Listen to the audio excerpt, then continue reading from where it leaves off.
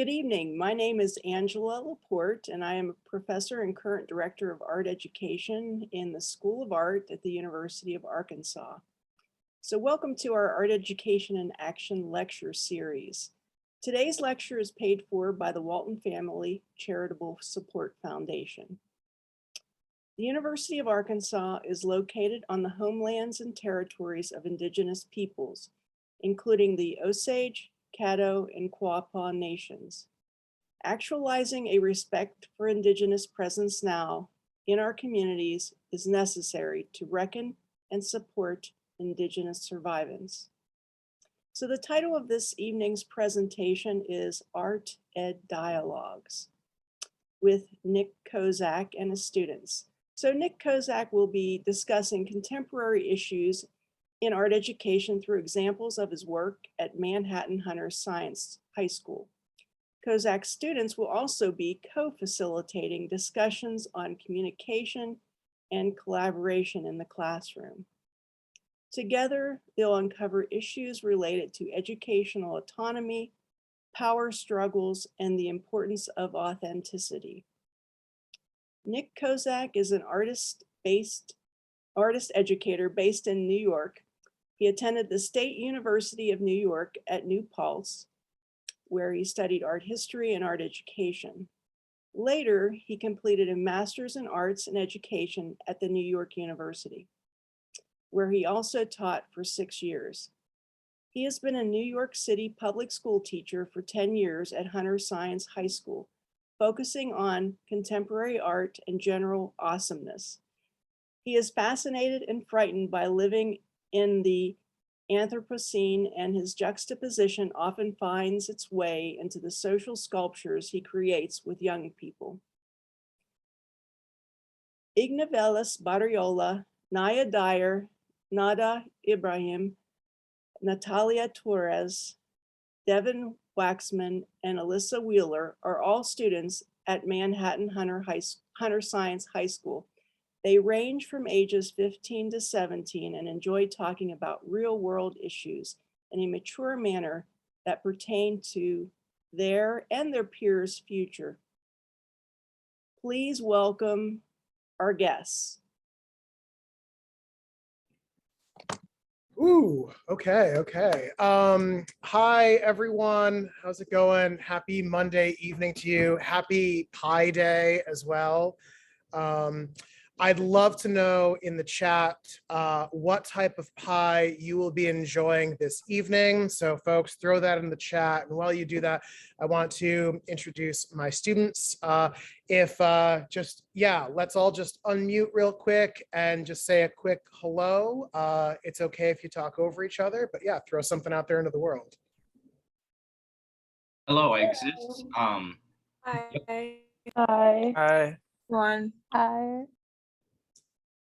Awesome. Oh, nice. We got a wave back. Very cool. Very cool. Pumpkin pie, chocolate pie. Wow. Okay. Some cool pies. To start, generally, whenever I begin any area of pursuit, whether it be academic or Dungeons and Dragons related, I often start with maps. Maps help ground me in terms of time and space. So in introducing myself, I want to begin with a few maps. Just explaining a little bit about kind of how I came into being on this wonderful little blue planet. My parents are from New York State and Syria, and things are a little scattered at the moment in terms of both of those regards. In terms of the US, I mean, most of us live here and see further examples in the news for that. In regards to Syria, civil war for 10 plus years has left my family a bit scattered between Netherlands, Saudi Arabia, different parts of Syria as well.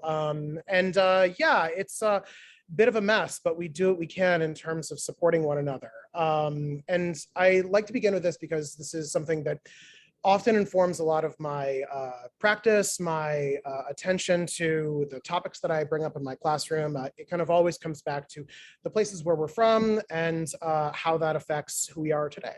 So there's that.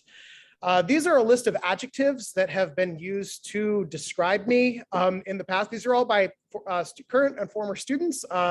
all of these are accurate. Not all of them are flattering. But yeah, I think it's important to, practice with open honesty in terms of, what you're bringing into a room, and just to be very upfront about all of those things, that we're all a work in progress, and, all of us have something that we can, do better. So yeah, that's a little snippet about me. In terms of the place where I teach, Manhattan Hunter Science High School, I need to update my biography. I think it's been 13 years. I think we're at the 13-year mark, which is a little wild. But yeah, we, despite the really kind of clumsy name that we have, we're an awesome school, an early college, high school with a focus on science.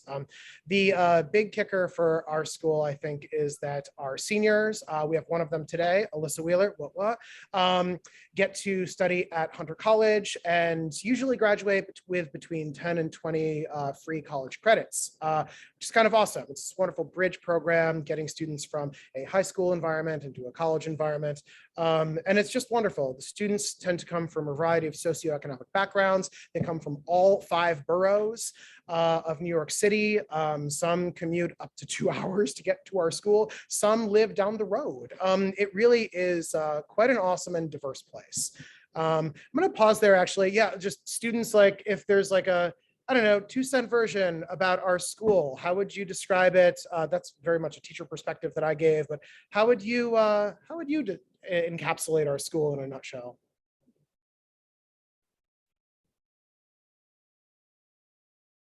I see it as like a very small school because like in the building, there's only like 300 kids part of the school. So it's like everyone knows each other and we all relate to each other and like workload and stuff because we do get a lot of work.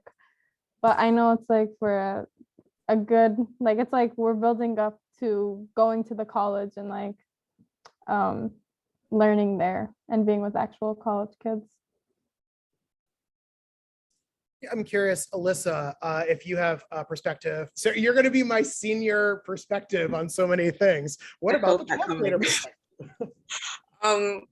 I'd say definitely that Hunter, like in addition to what the both of you said prior, like there's a big emphasis on community in Hunter. There's like I've noticed like with my 4 years being here, even when we were online, like there's a push to always like build community and keep community throughout. Between just staff, between just students, and then between both students and staff and families as well. And that's something that I really value about this school and the space that I'm in now. So yeah, the senior experience, I mean, the workload, it just depends on what classes you take. But it is a bit different, like being on the college with a whole bunch of students in a completely like new campus. It's kind of like going from like almost senior to like complete like super freshman, pretty much. So yeah, but it's fun. It's fun. Yeah. Awesome. Thank you both. So yeah, I mean, touching on some of those points, our school is pretty rigorous in terms of like workload. Our students have quite a bit of it to do since they essentially need to be ready to graduate for high school within 3 years rather than 4, so that they can take their classes over at Hunter College on the other side of Central Park. Which means that like the environment can sometimes be a little bit stressful, but at the school, especially within the past, I'd say 4 to 5 years, we've placed a much stronger emphasis on building community, on the mental health of our students and staff too. And it's kind of awesome to work here. Some stuff that I do at the school, just like little snippets here, but culinary club is something that I did at school for 10 years. It's on hiatus right now, just what with the pandemic and all, but essentially, we take the art room, completely dress it down, once a month, and we would, create like a 5 entree spread, like a massive picnic, basically, usually with some sort of, cultural or national theme. Although sometimes it was just, kind of random themes, like one was a California picnic, whatever that means. So we pulled different recipes that seem to have like a California vibe. Field trips are a really important part of my pedagogy. I think it's really important that if you're studying something in the classroom, that you as the teacher are going out of your way to provide a bridge for students to find that thing in the real world. So I'm constantly looking for like cool, awesome, occasionally frightful things to do in my classroom to bring students to. One cool one being Democracy, this political haunted house that Pedro Reyes did years ago. An absolutely terrifying experience, but amazing in terms of contemporary art. We've done a couple out-of-state trips, one to Washington, D.C. We did one or two to Massachusetts before. And the social practice art that I do with my students is a major part of both the curriculum, but also, I suppose, what's, how I recognize myself and students outside of the classroom. So always finding new ways to kind of make that happen. The two classes that I teach, one is studio art, which is typically kind of like 9th and 10th grade focused, and NYC arts, which is kind of an art history class, but not at all like an art history class. It's mostly sophomores, some juniors, a couple freshmen in the class. It's all mixed up. NYC arts is kind of, it's kind of my baby, I suppose. I was offered a chance to kind of reinvent my curriculum and create a class that of my choosing.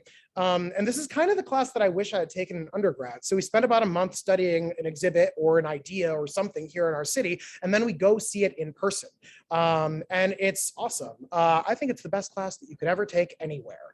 And I stand by that. Some projects that I've done in the past, post-it art and retro design. We have this like ridiculously brutalist building that was built in the 1970s out of concrete and steel, Corten steel, and it's pretty cold and uninviting, but we do what we can to change that. And we have these massive 14-foot high windows, and finding ways to decorate that to communicate with the outside world is always a fun thing. Well, parts of my class focus on elements of social justice, elements of social political issues. I think it's important to balance out projects that are also a little bit lighthearted and give students a chance to engage in like deliberate acts of fun. That in itself can be a radical thing to engage in. One of those kind of more social political heavy units that I will do sometimes is performance art. I don't teach this every year, but I tend to change things every year too. I keep something that I call a kinetic curriculum. So every year I completely revamp projects, bring in new ones, throw away old ones. I tend to think of my curriculum almost as a library that I can go and kind of take a book off the shelf, flip through, photocopy a couple pages of one, add to it and stuff. And then when I'm done, put it back on the shelf. And by the time I'm finished, there's like a brand new book I've kind of added to the library. It's kind of awesome. But with performance art, we study like the history of performance arts and, everything from Marina Abramovic to Joseph Beuys, Dred Scott, tons of artists outside and in between that I'm not remembering the names of because I don't have them written down. But yeah, students tend to gravitate pretty strongly to this. It's not easy to kind of put yourself in front of others, in front of a camera, so to speak, but the results are always really phenomenal. Also, throw questions in the chat or use the raise hand function. Please interrupt me, otherwise I just keep going. A fun collaboration that I did, what was it, 6 years ago at this point, was with the National Park Service. This was part of their centennial celebration, their 100-year celebration. I partnered with this guy, I don't know if you can see my mouse right here, with the awesome brown hat, Ranger Don Stanko, fantastic name. And he was the park ranger at the time at the General Grant Memorial Site in uptown Manhattan, kind of like West Harlem, commonly known as Grant's Tomb. This is a really fascinating site, and Grant as a president and as a general is a really fascinating character in terms of how he's been remembered and maligned in a lot of cases. And the site itself is pretty interesting in terms of how it's gone under a number of aesthetic renovations over the years. It's one of the few national park memorial sites that you'll find actual Confederate flags in mosaic right along the top of it, which I don't know if Grant would be very thrilled about. Certainly numbers of our residents here in New York aren't thrilled about it. Nevertheless, they remain there to this day. But students went under really intense sort of research and analysis of Grant and the antebellum era, creating like mini documentaries and in some cases kind of like fun little spoofs about elements of it. We had a lot of prosthetic beards that year. I think I spent about half of my school budget on prosthetic beards. So this year, I focused on a unit I've always wanted to do, Afrofuturism.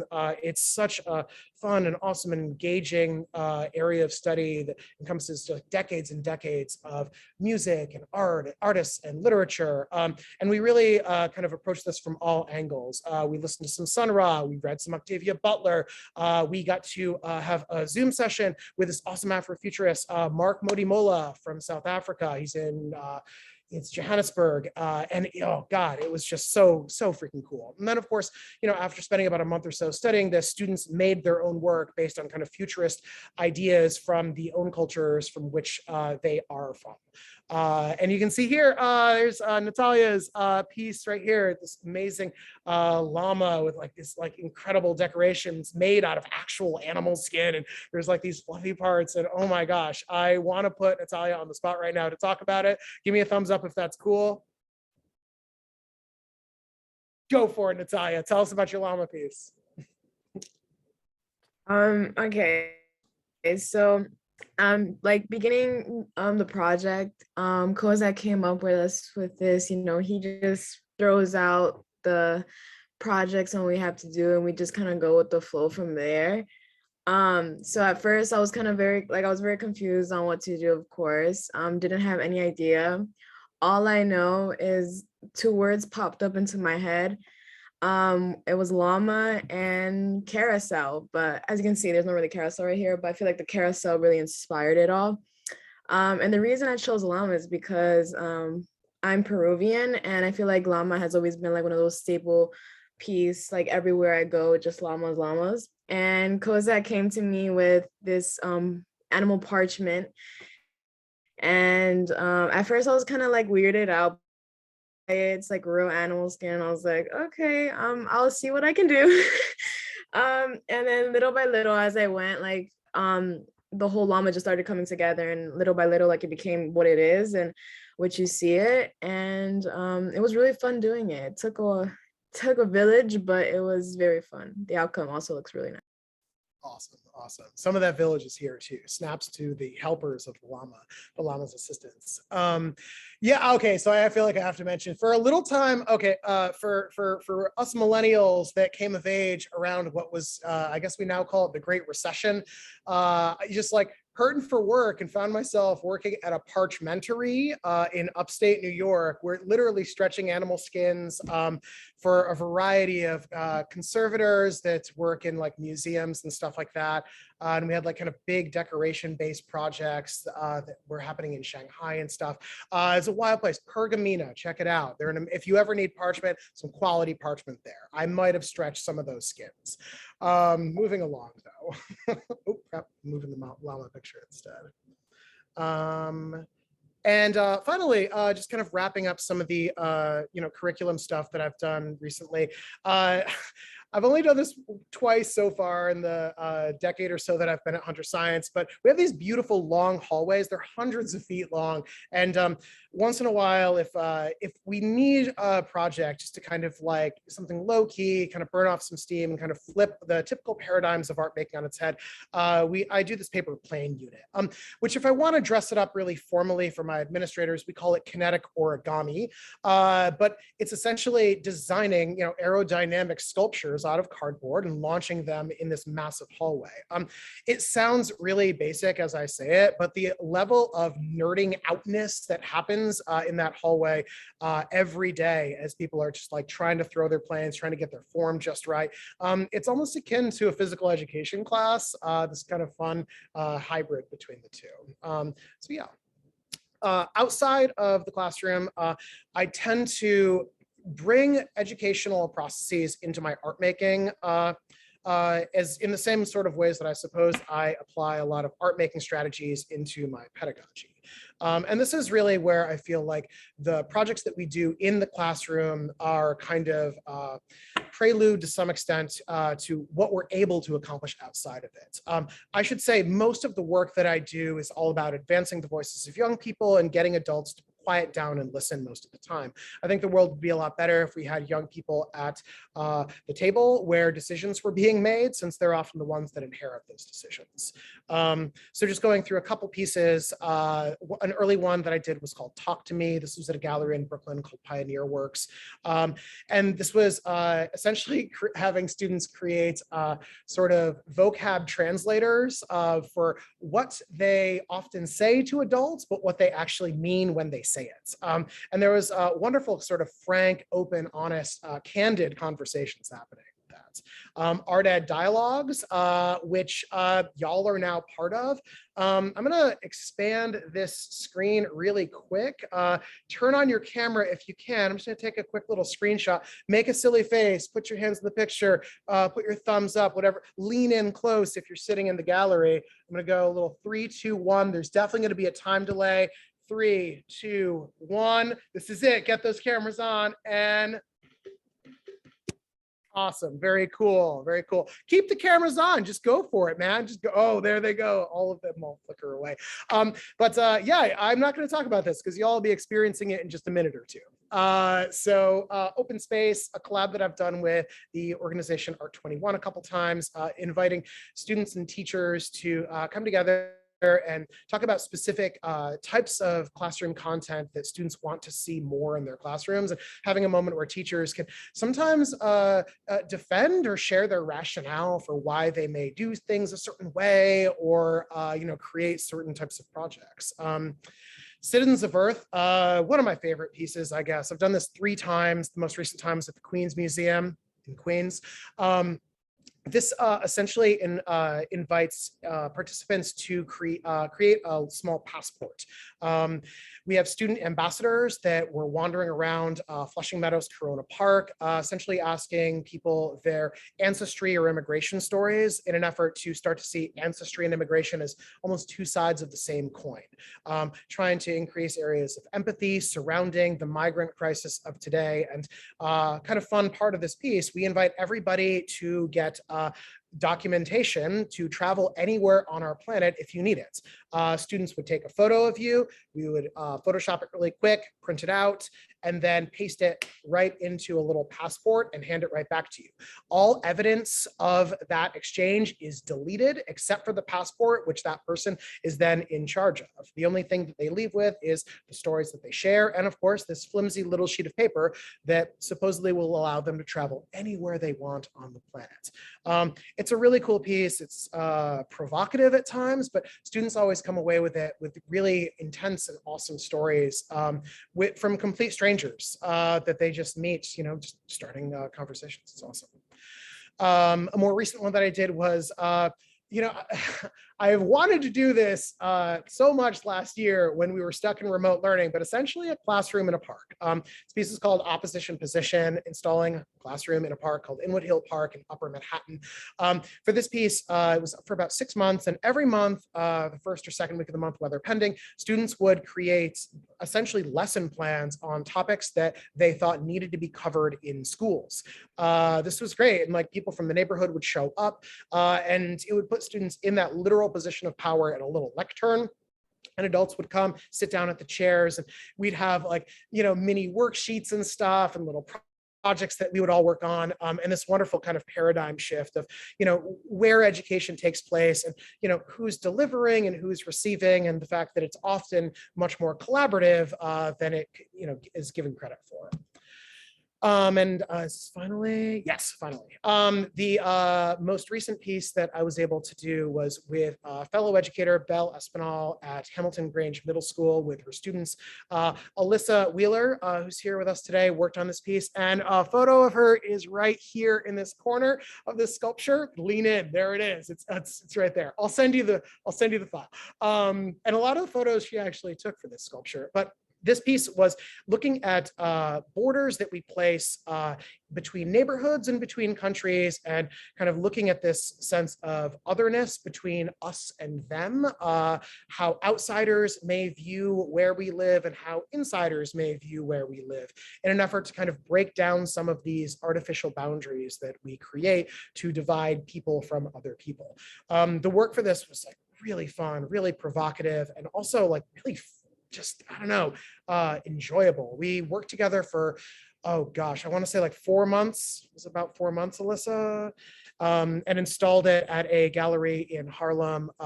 And it was a week before lockdown happened. So if you were at the opening, you got to see it. After that, I'm not sure if anybody got to see it except for the occasional passerby. That's about it. So that's where we're gonna, I'm gonna hit pause on that. I spoke for way too long, sorry.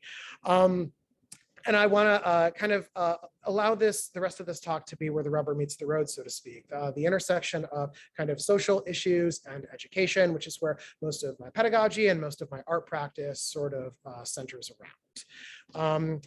My only ask for folks, aside from keeping your cameras on, is to try to just be people this evening.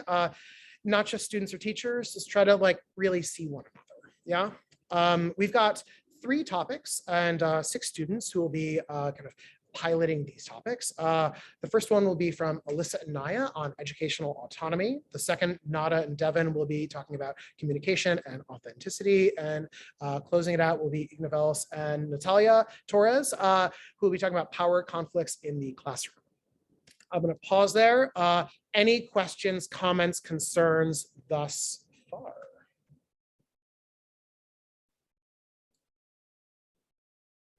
Awesome. So I have the absolute pleasure of introducing Alyssa Wheeler and Naya Dyer, 2 students that are just awesome. I'm going to mute myself now, otherwise I'll keep going and pass the mic to you 2. Alyssa, do you want to start? Yeah, I can start it off. Good evening, everybody. I'm happy the sun is still out. Like I'm sorry. Okay. So our like focus, Naya and I's focus of this conversation right now is educational autonomy and mental health. And we've noticed, like, prior to this, we had several discussions centered around education and around art class specifically. And we noticed a connect between students' mental health and whether or not they feel control or a decent amount of control within the classroom. And we've noticed that students that do have a lack of control in certain decision-making when it comes to work. So for example, if they're not given certain materials for something that they really need for a specific project or assignment, then that may like take a toll on their mental health. Or if they feel like they're not in a space where they're allowed to be creative, that may affect them negatively mentally. So Naya and I came up with quite a few solutions that can be used to help students feel like they do have that autonomy in an educational space, which in turn will help them better their mental health. Yeah, basically for educational autonomy, you just want 2 main things, which is allow the student to have control over their education, both inside the classroom and outside the classroom, because in reality, I'm pretty sure everybody wants to learn something, even if it's not academic. So if you teach students how to teach themselves inside of school, if you let them teach themselves on like a higher level of stuff that's being done in class, it'll really take them farther in life, because otherwise they might just stifle themselves in the future. That also comes into play with the way in which students are allowed to answer certain things. For example, at the time we were talking about math class, and yes, this is centered around art, but it works for this, where students would use certain methods to get the same correct response, but that method would be deemed incorrect, even though they still get the right response. So like allowing students to use the method that they see fit best to get to that response or get to that correct answer would be another example of like giving them that autonomy to do as they please, but in a way that still fits the class structure. So the main ways that we thought of like allowing this to happen in the classroom was one, to allow students to provide feedback and improve the curriculum in the classroom. Because if a teacher is just rambling and rambling and rambling in class and the students aren't even receiving that, and the students don't vocalize that, then there's no point of going to class at all. You're just sitting there for an hour or 45 minutes. So that's really important from both, yes, of course, in a respectful way, as Alyssa said. So it's very important for students to be able to vocalize their thoughts, as well as teachers to be able to give feedback about how to do stuff better and stuff like that. Because yeah, sure, a student must be a teacher has to be flexible, but so does the student. It can't just be a one-way relationship. And I feel for like educational autonomy, it's really important because I guess mental health wise, as I said before, it can stifle their education. It can stifle how they act in the future. Because, for example, when I was little, I would just be like, oh, I want to learn about this thing that I'm starting to become passionate about, but I'm not going to teach myself anything because I'm pretty sure that the school is going to teach me in the future.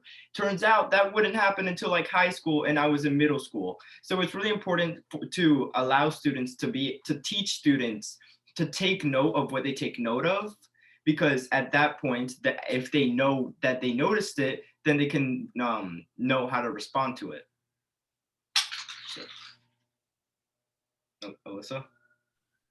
Okay, so right, I'm just going to list a few ideas that we did touch on, but just like listing them out in an actual way that you guys can like retain a little bit better in terms of giving students that autonomy, but again, in a way that does still align with your class structure and that doesn't necessarily go against what you may be wanting to teach.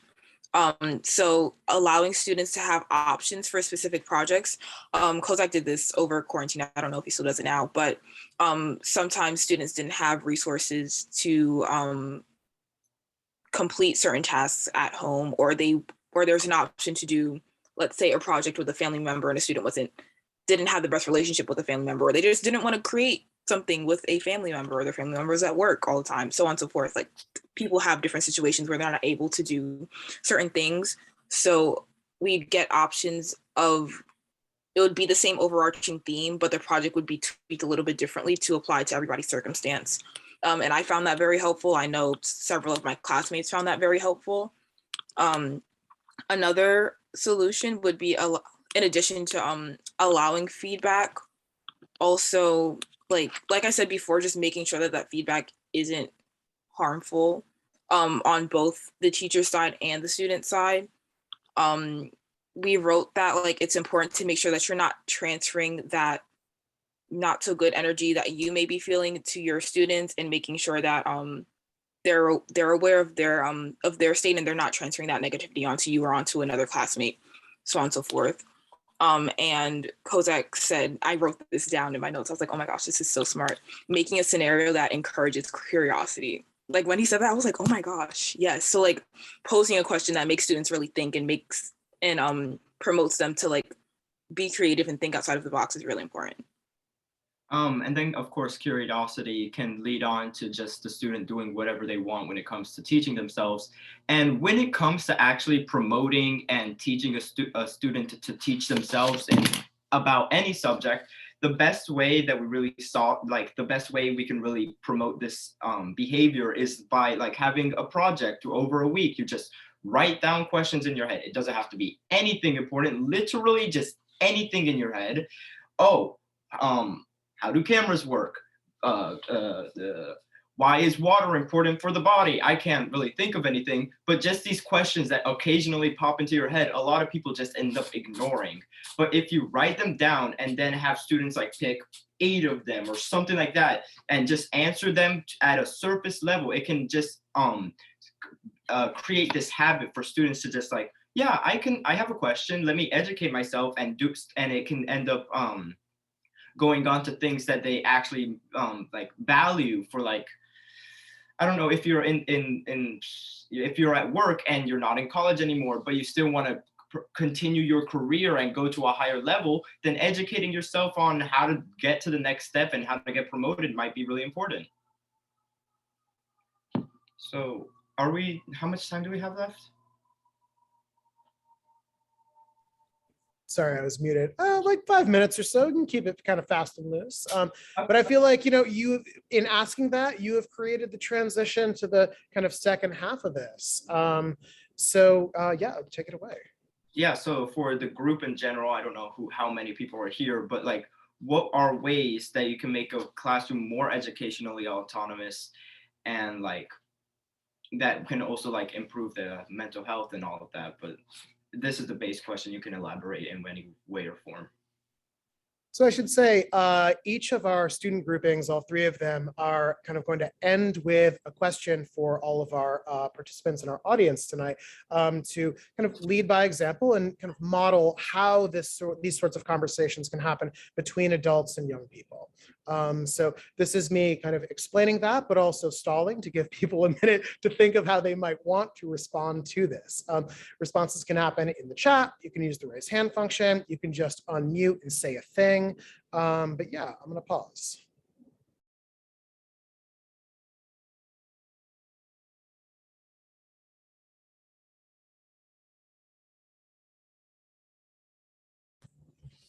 Hello, friends.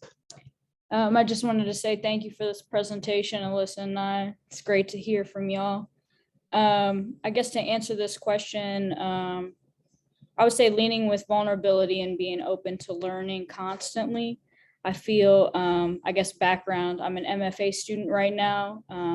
So a couple steps up, quote unquote, in the educational career, but every day is a learning process. And it's really important for me to say, like, one, how proud I am of y'all as young people for leading and just like taking the initiative to be vulnerable and open up, especially as a marginalized community such as myself, to be able to talk in educational spaces. That's really hard because we think a lot of the time there's such a huge separation between adulting and whether or not we have value just as individuals or creatives.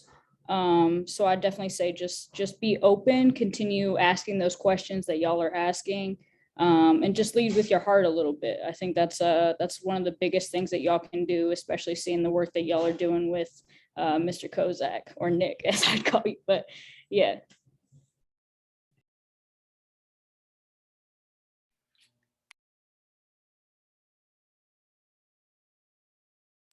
Oh yeah, because like in general, a lot of the time teachers don't have feedback from the students at all, in some occasions. So for teachers, especially rising teachers, people who are going to become teachers, are really important to educate on like, what is the student thinking? Because they might not end up as college professors doing the stuff that they are doing right now. So teaching like, what is a high schooler thinking? Because at this point, we're not pretty mature. There's so much more we can do, but we know what we're doing to an extent. So for us to be able to have input and actually like warp how the class is functioning is really important, because we know what we're doing at this point. We've been doing it for what, 11 years for me, I'm a sophomore. So stuff like allowing students to go ahead a little bit on the worksheet is really important, because if you're just stuck here doing the same math drawing that you finished 15 minutes ago, your brain's not going to pay attention. I'm just going to end up fiddling with a pencil or something, because this is stuff that I ended up learning or doing a while ago. So yeah, I'm just going to end up rambling. So what are other ways this can like manifest itself, I guess? I'd also say the reverse. This is something that Mr. Kozak does as well. Extensions are important. I think, especially with art projects, if like certain times a creative process isn't just a week. I know for me that we had this project that was basically centered around like creating an art installation, and I took a very long time. It was one of my favorite projects, but it took me a very, very long time. And I mean, I wouldn't have been able to create it to the extent that I would have if Kozak had not given me that extension. And I think a lot of the times, yes, there are students that are able to go ahead, but there are also a lot of students, especially like now post, well, not really post COVID, but post quarantine, that do take a lot longer to get certain things done. And I think taking that into account and actually like executing those practices to address students like that is very important in the classroom. Awesome. And maybe to kind of encapsulate some of the stuff that's been said so far, is it Larissa? Awesome. Yeah, nice to meet you. Nice to meet you too. This idea of kind of openness and vulnerability, if I could add one other word to that to help enhance these classroom spaces to make them more educationally autonomous, I feel like flexibility is a big one. And part of that is, like Alyssa was saying, kind of recognizing the grandiose ambitions of her completely renovating an entire closet and turning it into a massive art installation, which is kind of like one end of that spectrum, but also recognizing that, you know, there are students who are going to be in your classroom who are carrying a lot of mental, emotional, whatever baggage with them, and creating a space that their process might just take longer to get to the project they're going to be working on, and acknowledging that just because you don't see that process, that project kind of moving along at, you know, the same sort of stages that everybody else is, that you're giving them opportunities to kind of give it another shot, give it another go, try it again. Sorry, I'm interrupting, but I should say, Naya and Alyssa, anything else that you guys want to close with before we move on to our second round? Just this one final thought. I think that while of course you're not going to become the go-to person as a student and a teacher, but just like a teacher showing empathy and interest in this one specific thing that the student is teaching themselves about is really important, because a lot of the time, not a lot of the time, often in some cases, parents just aren't interested in what these students are like divulging into, especially with my case where I am a massive science nerd. Like I can go babbling on for basically any subject other than biology, but biology isn't that great. But my mom's pretty tired of me walking up to her and wanting to talk about, I don't know, like gyroscopic precession. So just a teacher showing interest, especially if it's their subject, and showing interest in what you're learning, answering questions that you have, is really important, because if nobody shows interest in something that a student is becoming passionate about, they're going to lose the passion for it. So I end up just saying so at the end of sentences and not having anything to say. So and then you go to the next one. Alyssa, hi. Hi, Naya. Okay. I'll just bring what we've been talking about in the chat onto the vocal space, I guess. So Anna had noted that check-ins are very important, and I 100% agree. I feel like it's a good way to like break the ice, set the tone for the classroom. It also gives the teacher a good insight as to how their students are feeling, which can help gear how they like move about the lesson for the day. I dropped a check-in generator in the chat because I'm a restorative justice practitioner, and we do those like in our circles, and they're very important in restorative justice as well. So like just seeing it is really good. And like Larissa said, dialogue is key. In order for you to like have that space where students feel safe to speak to you, or feel safe to like just go outside of their comfort zone, a lot of the times dialogue is necessary for that. So yeah. Thank you all for your thoughts, and I'm pretty sure we're going to move on to the next problem. If you can unmute and share some little snaps or claps real quick as we transition to our second group, Nada and Devin, to talk about communication and... Mr. Kozak, I think someone's trying to say something. Oh, I'm so sorry. I'm so sorry. That's okay. Thank you for catching that. Yeah, I just wanted to add learner autonomy in classroom. I think you mentioned flexibility. I think flexibility in how the space gets used as well, and students having agencies over their body in the space and what kind of seating they have.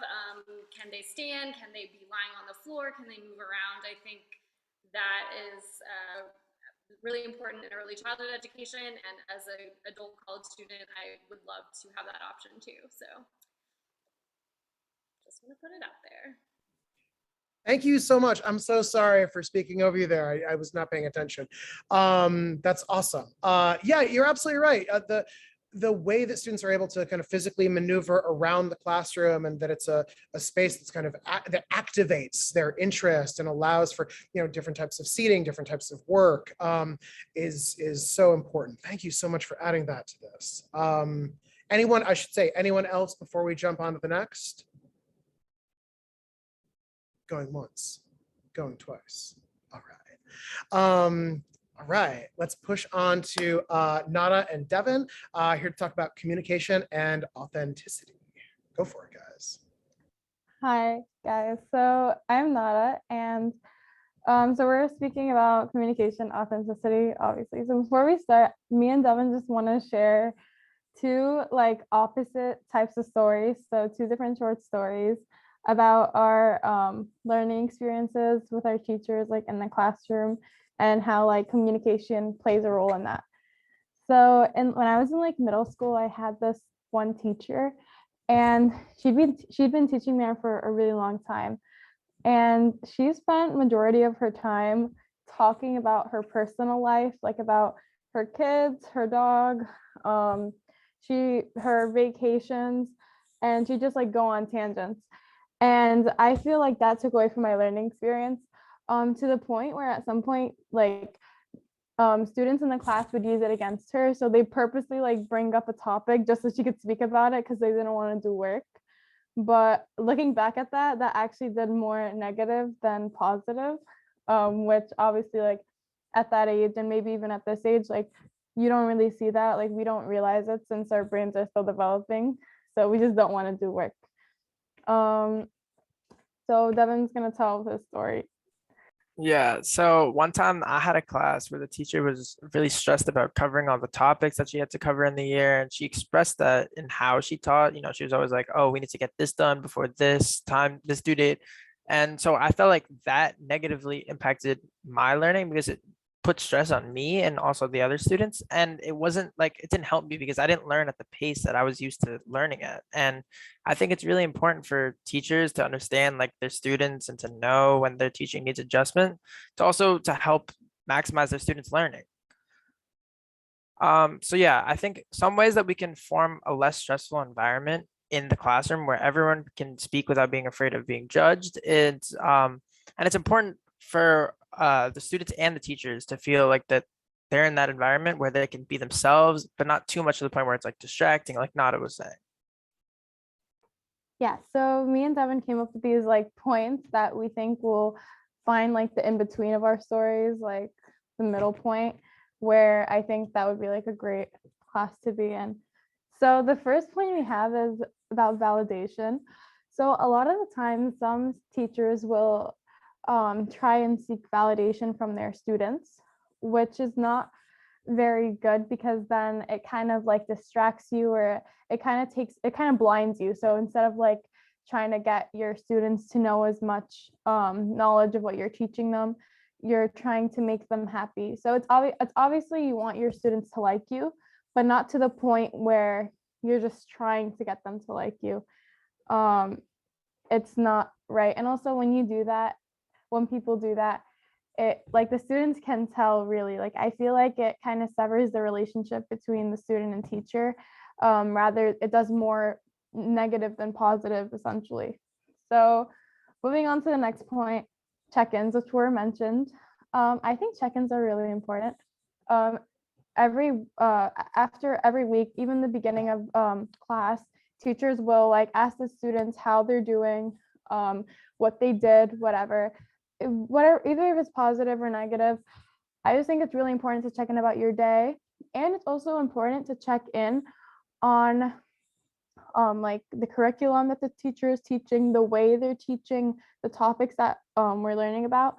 Like in Mr. Kozak's class, like he doesn't have a set curriculum, so we just do everything. So it's important that the teacher knows that whether the student is feeling uncomfortable or not with what we're learning. And it's also important for the teacher to check in with the students. That way students, so let's say students are like, they're being so loud and they're being disruptive. It's important that the teacher lets the students know instead of having all this like built up anger. in them. So it's supposed to be like a back and forth, not just for the students to check in, but for teachers as well. Next is criticism. So with check-ins, obviously students are going to be like, I don't like the way you're doing this, the way you're doing this. So they're going to like tell you a lot of things. So it's important to take criticism really well. Even if the student kind of gives it in a bad way, because I know sometimes students will just like be so mad, so angry at something, and they'll just like blow up in your face and not have any idea really of what they're saying. So I think it's really important that teachers know how to take criticism well. Yeah, I totally agree with what everything that Nada was saying. I think adding on, so it's important to be yourself and be original. It's don't be too relatable for your students so that it's not like authentic, and just don't change too much to appeal to them. Have trust in your own personality. And yeah, so treating your students with respect. Also, respect goes both ways with like the teacher and the student. So it's really important to treat teachers with respect so that you can be like as effective as possible with your learning. But it's also really important to treat your students with respect, just like how you would treat like a coworker. They're just as important to you in that classroom. And if a student believes that the teacher like isn't respecting them, it's really hard to form like a connection between them. And it can, and yeah. So Nada, do you have anything you would like to add? No, I think that we made pretty good points. Now moving on to the question. Yeah, so for the question, why is it important to be yourself in the classroom, and what is the role of a teaching persona in the classroom? So like sort of like the mask that you put on in your classroom to your students, like what is that role? And like before, use the chat, use the raise hand function, unmute and talk and interrupt me, please. And someone will tell me to shut up. It'll all work out, I promise.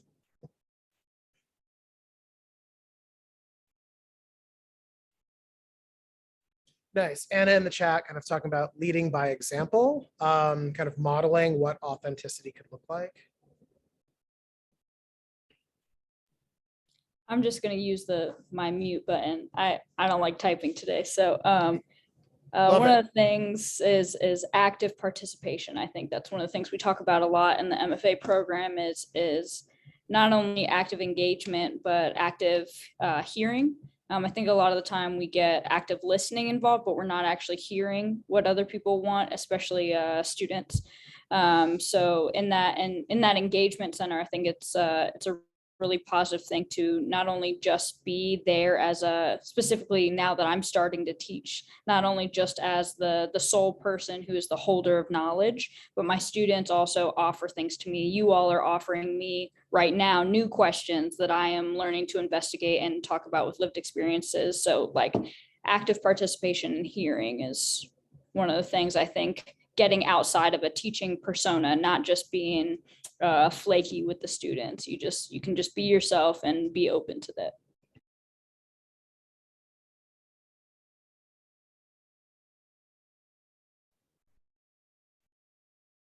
Yeah, I would add like that idea of being present is really important. Like you're talking about active listening and making sure that, I mean, it should go without saying, but like phone away, other things away, and like trying to kind of free up your own mental headspace to be present for your students so you can genuinely and authentically respond to them and their needs.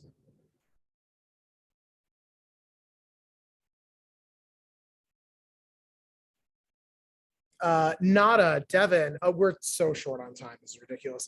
But anything that you guys would want to say in wrapping up before we kind of push to our final leg? I think final thing would just be to just be real with your students, but not too real. So don't act the way you would act with your friends. So don't treat them like your friends.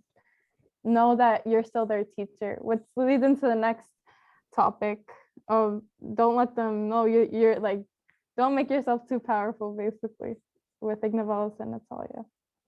Love it.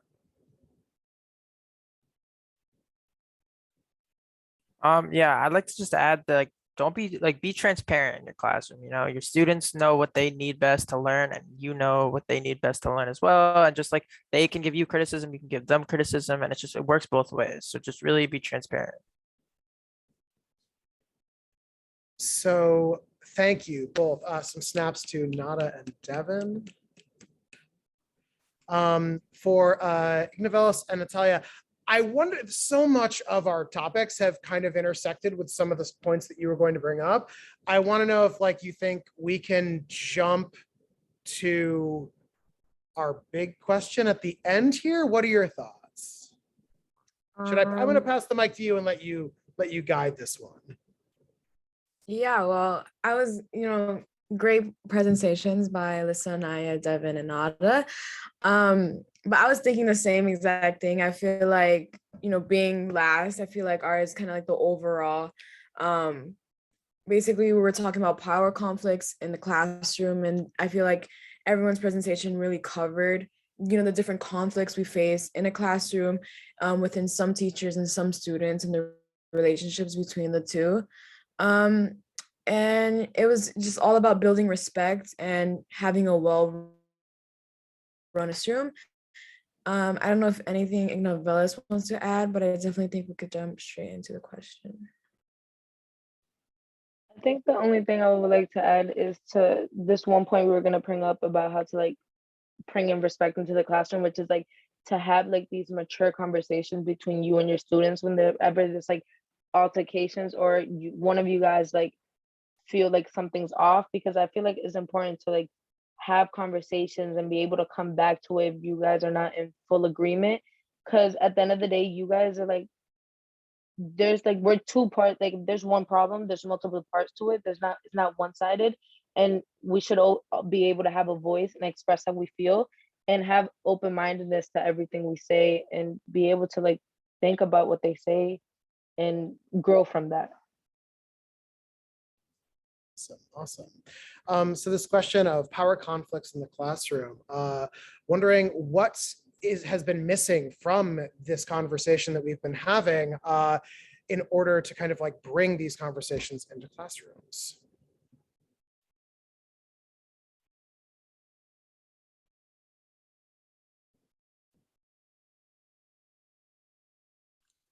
I think a lot of the time I'm sorry if should I just let the adjectives answer? Just dive in, man. Just dive in. I think a lot of the time the barrier is more so like, there's kind of this, I don't know how to word it, but this false misconception that you're not supposed to talk about things that don't go so well during class for sake of professionalism. And I think that it's kind of the opposite. If you want to be a better professional, you need to talk about things that do need to like work better. So dispelling that misconception is one thing that would definitely like help have those conversations be brought up a lot more.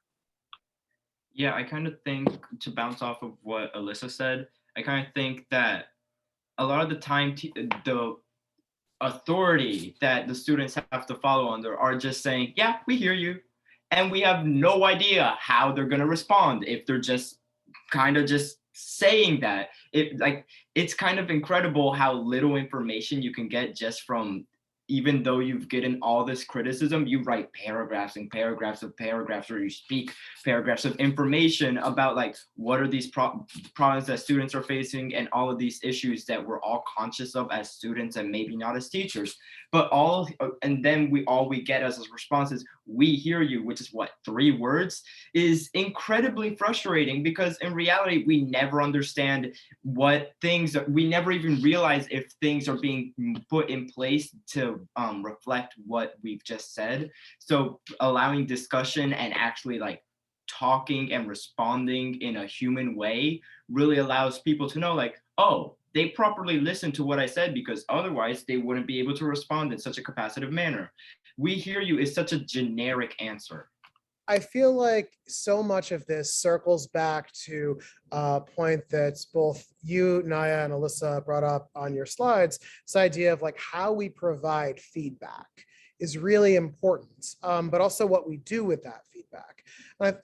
Maybe like a common sort of trap that a lot of teachers or administrators can fall into is soliciting feedback from students. Maybe it's like a little index card that they write something down on, maybe it's a survey or something. But if we're talking about creating a growth mindset with the intentions of creating a greater sense of community, I think it's important that we don't frame feedback as a, one sort of directional process, but it's something that both students and teachers and administrators, that everybody in the community, all the stakeholders, are kind of sharing responsibility in sorting out solutions, right? But it's not like, here's a problem, now fix it, because then we start to create this dynamic of almost like, a client requesting something from like a business or what have you.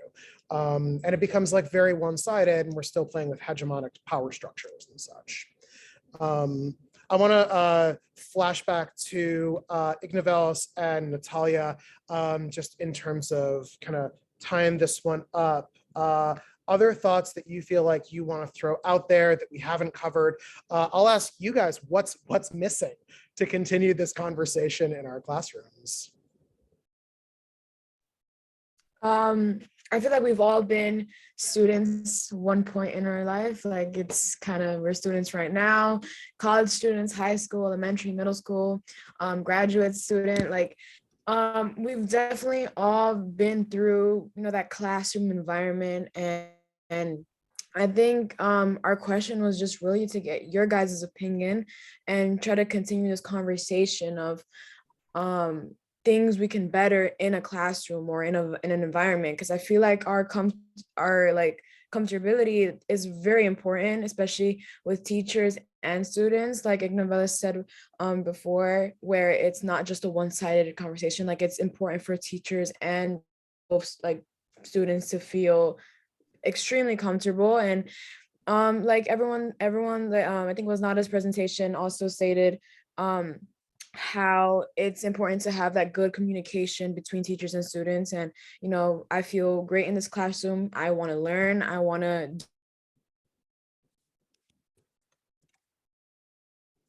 Oh no, did she freeze up for other people too? Oh no, she got kicked off. Oh wait, she's back. Oops, sorry. Type it out. It's all good. It's all good. Type it out. Throw it in the chat. Sorry. Transition to Ignavelis. I think that was my computer telling me to just like pass it on to Ignavelis. I think like one final thing that we talked about a lot, especially today, was the whole topic about encouragement versus judgment too, because there are some teachers that have like tended, like they don't mean it in a bad way, but they could come off with like some snarky remarks that could ultimately affect the student, like their mental health and the enjoyment of that class. And I feel like it's very important to like remember to like encourage your students to like see them succeed and not like push like so much, like I don't know how to say it, but it's like don't push the negative on them, and like think of encouraging them instead of like saying these snarky comments in like a funny way, which could ultimately affect the student. Awesome.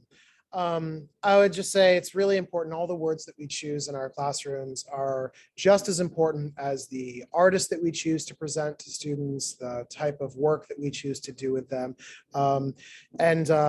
We always have in public education, at least, we always have another day. Like if you screw it up, you get another day to fix it, right?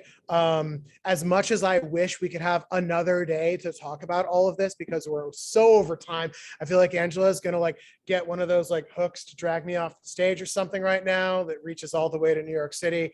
I'm going to put up this question and answer slide, and I'm not sure if we're going to do I don't know. I'm not, where do we go from here now? Here's my email address. Here's my website. And let's do things. That's what I would say. Stick around if you have questions and answers. Yeah. Yeah, we can take a few minutes for questions. It's All fine. right, cool. Awesome. We're flexible,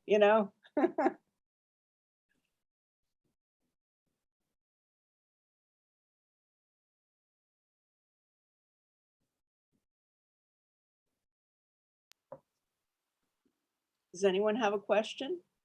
Hey, I had a question for the last group where we didn't read over all of their points. And one thing we didn't really talk about was favoritism and partiality. And I have a teacher who was talking about how important she thought that was in her classroom, to not like spend a lot of time on, on one student, or just because they really like the way they work. Or anyway, I just kind of wanted to hear the students talk about that.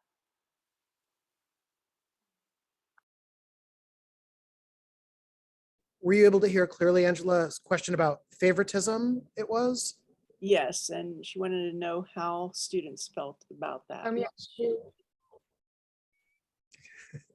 Let's Taurus. Okay, Taurus. yeah. This is the universe saying that Taurus should go first. Right there. That's what that is. I'm so sorry. Okay. I got a little too excited. But yeah, I was actually like, I love that you brought that up, because I feel like I feel like Ignovelis was the one who really brought that to my attention as well. She told me, her story and her experience with being singled out within a classroom. And I feel like that's probably like one of the things as a teacher you really want to stay away from, is telling a student that, putting them on the spot like that and telling them, like, belittling them in a moment. And I feel like as a student, it kind of like goes into mental health. Like this could, be hurtful to a student's mental health. And it's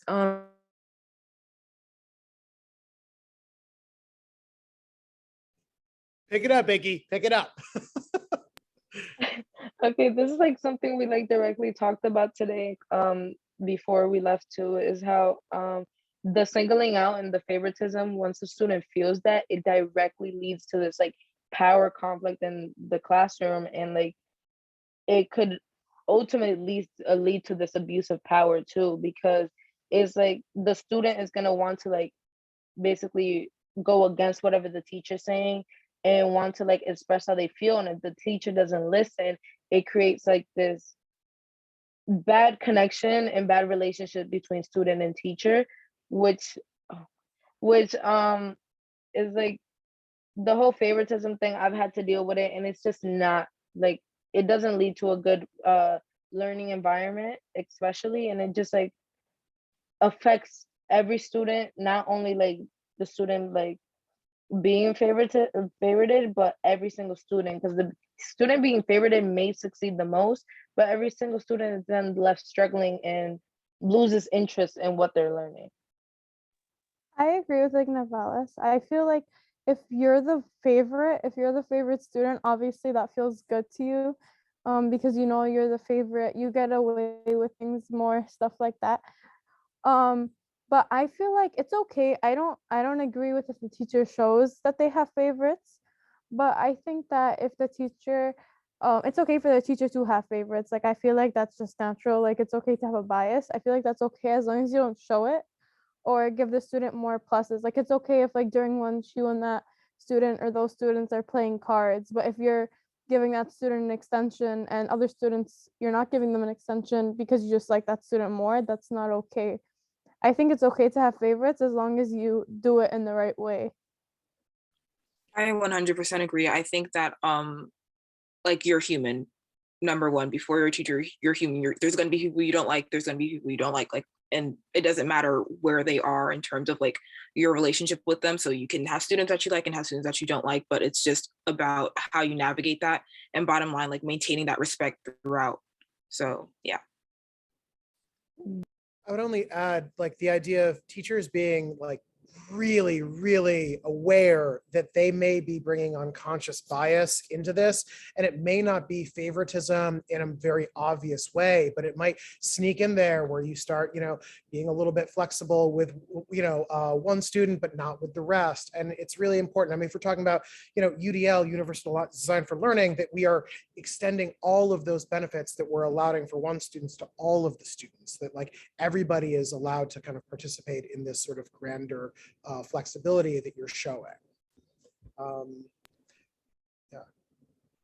I think ultimately it's just important to like be aware of what you're saying and how your actions affect who's around you, because it's just like some things that you say could affect other people and you might not notice it, but like just be aware of what you say and what you do.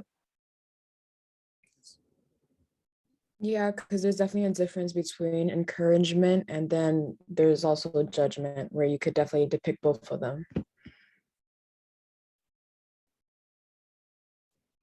I love this debate happening in the chat right now. I'm just gonna let that simmer on the back of the stove.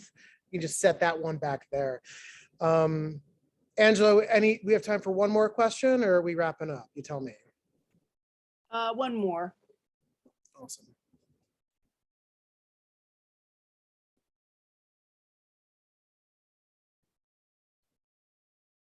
Well, if no one has any questions. Oh, in the gallery, I see you. I see you in the gallery.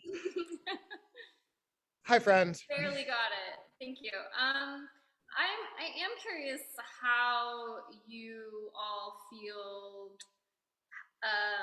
about your own body agency in your classrooms, and how does that affect your learning? How does that affect your relationships with your teachers and peers?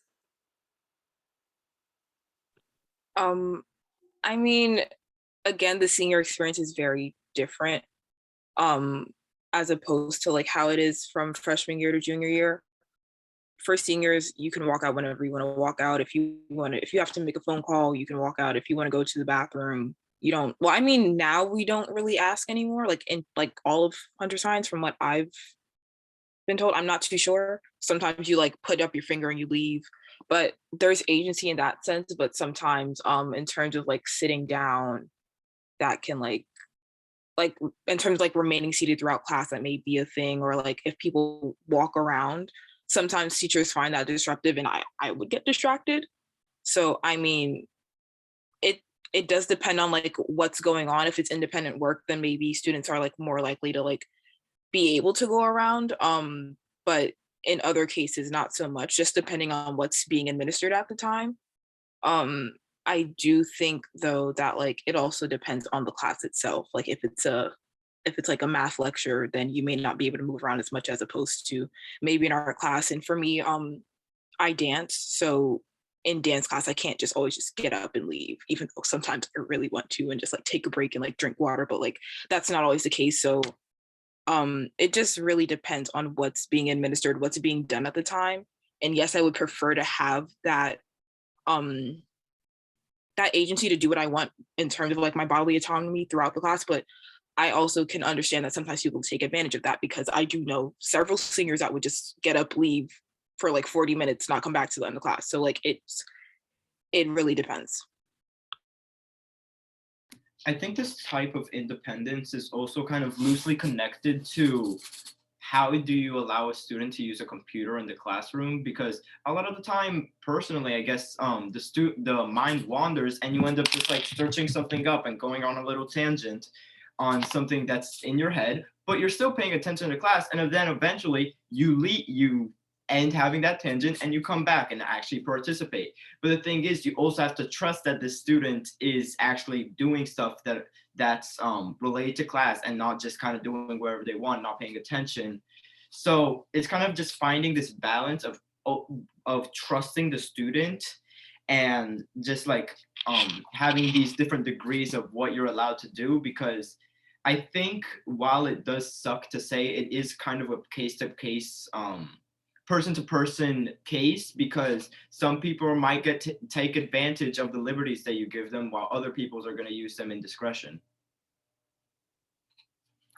Yeah, thank you for both those answers. I feel like as a teacher, like being able to see people and how they're using their bodies gives me information for how engaged they are, and if I need to redirect or offer new information or modalities for learning. So that's partly why I'm interested in this question.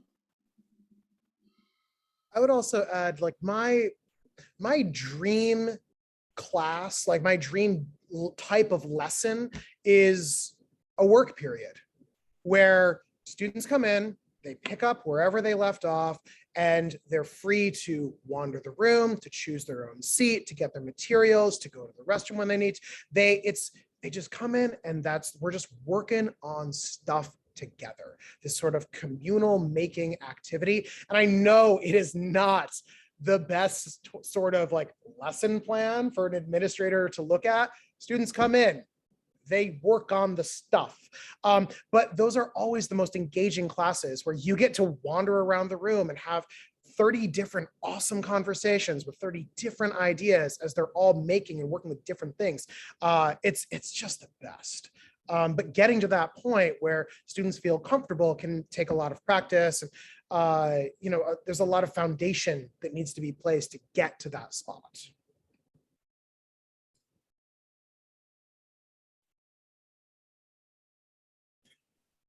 Well, I think our time is up. So thank you so much for sharing with us today.